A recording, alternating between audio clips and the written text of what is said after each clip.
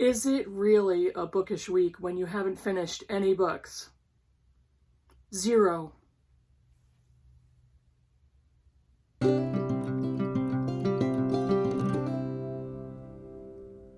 BookTube, this is Kim from Middle of the Book March. I haven't finished any books this week.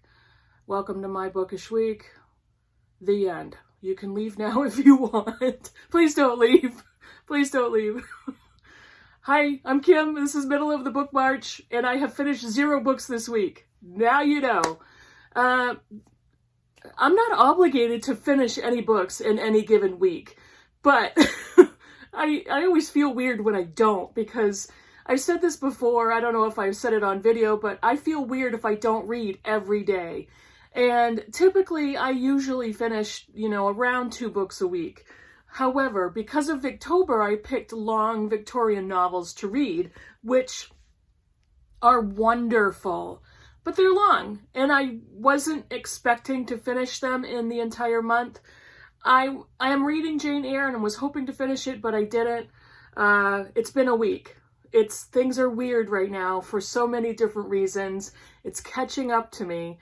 So I think that's one of the main reasons why I have finished nothing. But let me show you what I'm doing right now, and let me show you what I've been reading. I have been reading. Let me show you what I've been reading the past week.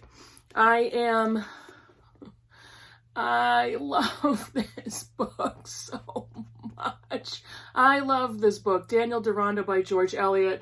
I love Alba because I'm buddy reading it with Alba from Seriella, who, as you all know, because I keep talking about her, we read Middlemarch together in March. I love Daniel Deronda. I am finishing up on book 4. There's 8 books in the novel, so I am almost at the halfway point. And Alba, can you hear the dog? He's in the other room. It's probably the male person. Anyway, I'm going to blow right past the dog barking, but what was I saying? Oh, this book has 8 books in the novel, and I am almost done with book 4, and we will check in hopefully later today. I love this book. I'm also listening to it accompanied on audio by Juliet Stevenson, who, again, I've gushed about so many times. Highly recommend any of her classics that she narrates on audiobook. She is amazing. Her voice range is spectacular. So go and listen to some of her books, especially the classics. On another note, not just classics, I also read and listened to her narrate The Mermaid and Mrs. Hancock. 5-star reading experience, and I was so thrilled to find that she had narrated that novel as well. Yes, I am still working on Jane Eyre by Charlotte Bronte. Where am I?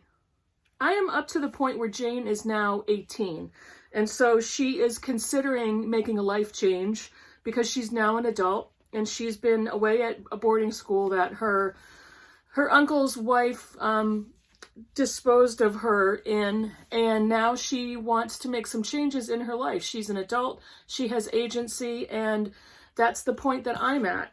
So this is, again, a fairly long book. This is 500 and some pages, and I'm on page, actually, I think I went through that first chapter. So where am I? Probably like 110 pages in, and I will continue reading this. This is going to be a little bit on the back burner because of Nonfiction November. I have 3 buddy reads and a book club book to read, so I will continue with this maybe a little bit at a time. What else? I started reading my next section in These Truths. This is the second quarter, years 1800 to 1865. I've repeatedly talked about this, but I did pick it up. I wasn't going to in October to take a These Truths break in order to get some other books read, but I did pick this up and am completely fascinated. So I'm going to put this down for now, and it'll come back towards another part of my video. What's coming up for November? I have 3 buddy reads planned. I checked in with Britta Bowler yesterday about when we were going to start our book, and because tomorrow is November 1st, and she said, hey, how about waiting till after the election? I'm like, that's a great idea. I still have to send her a message. But we are going to be buddy reading Female Chauvinist Pigs. This is Women and the Rise of Raunch Culture by Ariel Levy.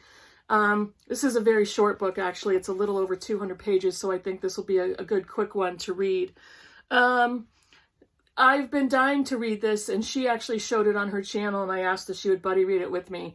I want to know the opinions and attitudes behind women who believe that raunch culture, or more specifically, sexual displays equate female power. Because that's, in my theory, what a lot of this book is going to touch on. So that we're starting that in a few days. I am also starting, which I can't wait, a buddy read with Scott and Nell from Gunpowder Fiction and Plot.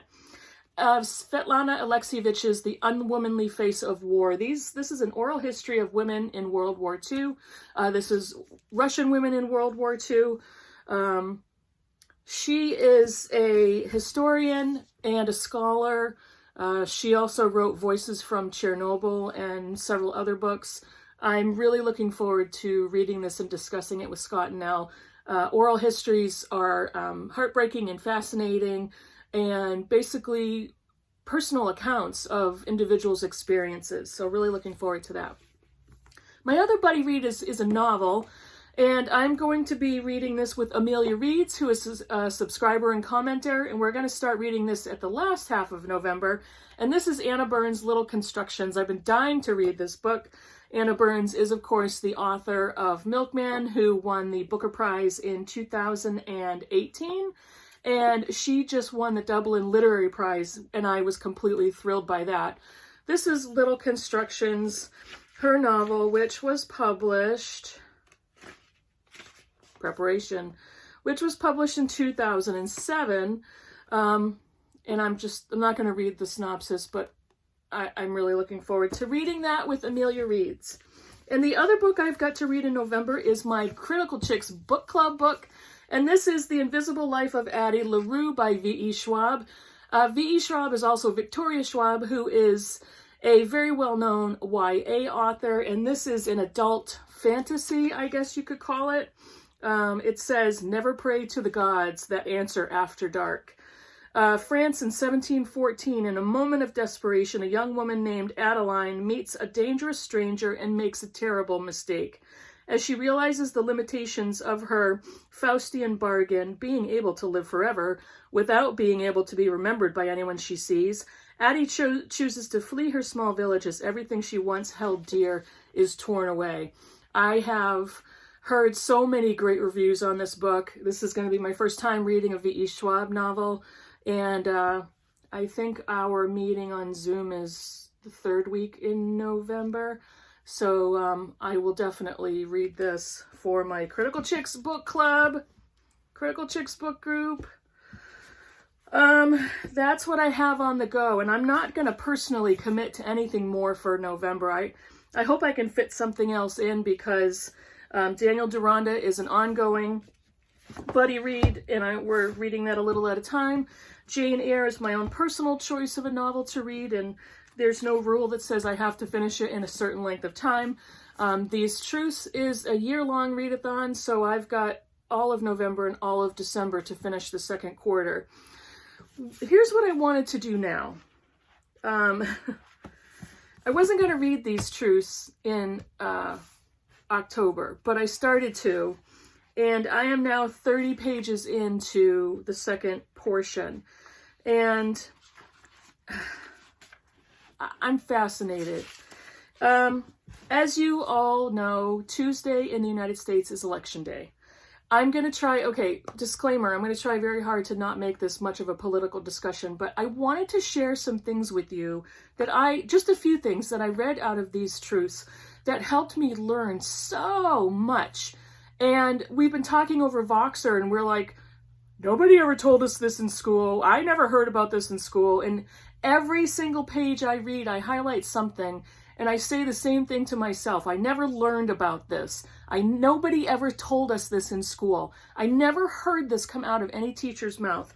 But here it is in print, and I wanted to share some things that struck me personally and that helped me learn something. This is a section on the Electoral College, and very coincidentally, we are now going into Election Day. There's always so much discussion on the Electoral College versus the popular vote. It came up in spades the last election in 2016 because Donald Trump did not win the popular vote.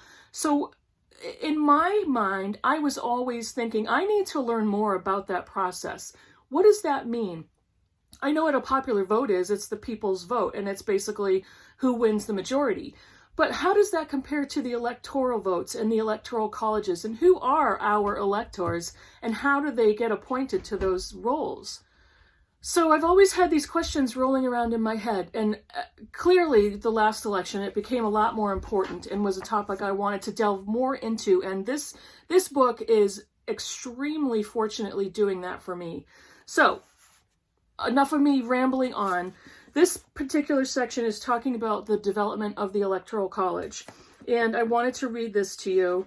This is James Wilson. Presidents are elected, but how? In Philadelphia in 1787, James Wilson explained, the delegates had been perplexed with no part of this plan so much as with the mode of choosing the president. So they were talking about, how do we elect a president? George Washington was not going to run again for a third term. How do we elect the next president? What's the process we should go through? So they started to develop the idea of delegates electing the president instead of the people, the popular vote. And this says, Wilson had come up with another idea. If the people couldn't elect the president and Congress couldn't elect the president, maybe some other body could elect the president. Congress obviously could not do it because of conflict of interest. Wilson suggested that the people elect delegates to an electoral college, a body of worthy men of means and reputation who would do the actual electing. Worthy men of means and reputation. That doesn't necessarily say to me qualifications. This measure passed, but Wilson's compromise stood on the back of yet another compromise, the slave ratio. So previous to this, slaves in slave states were counted as 3/5 of a person in order to add to the population of each state, in order to increase the number of delegates, the number of representatives per state. So slaves were counted as less than a person and were not even allowed to vote. But they increased that state's number. The number of delegates to the Electoral College would be determined not by a state's population, but by the number of its representatives in the House. You got more representatives with slaves, with more slaves. That is, the size of the state's representation in the Electoral College was determined by the rule of representation.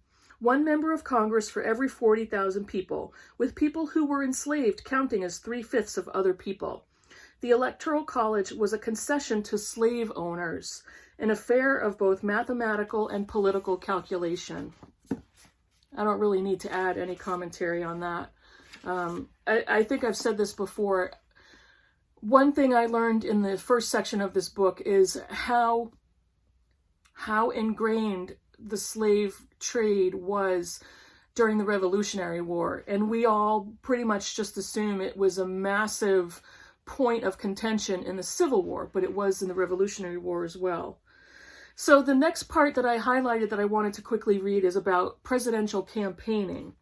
The candidates themselves did not campaign. Americans deemed a candidate's addressing the people directly a form of demagoguery.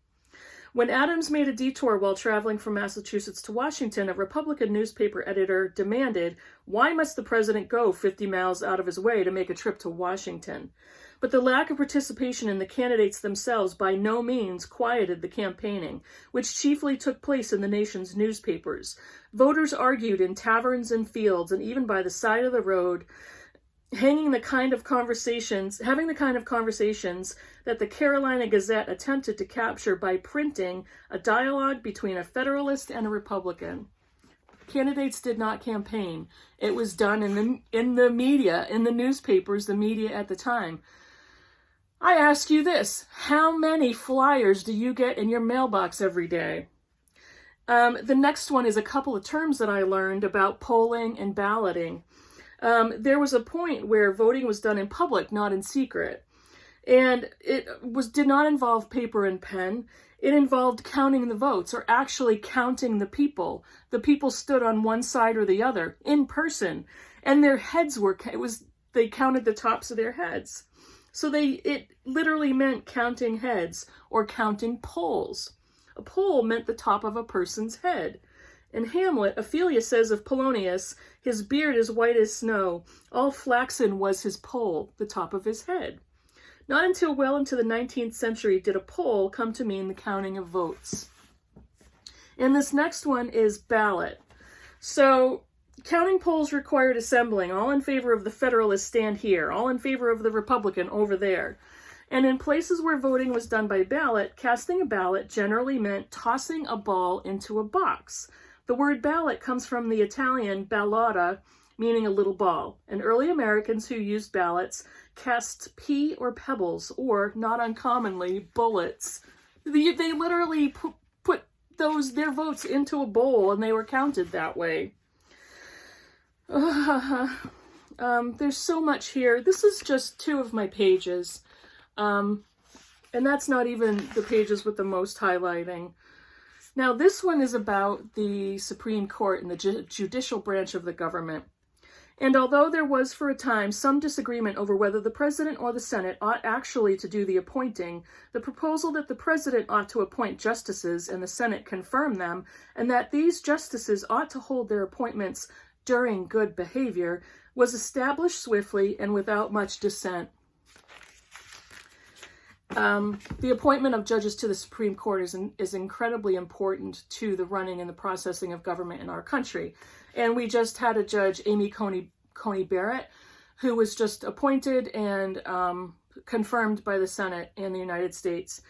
And there was so much discussion on her conservative background and her previous rulings.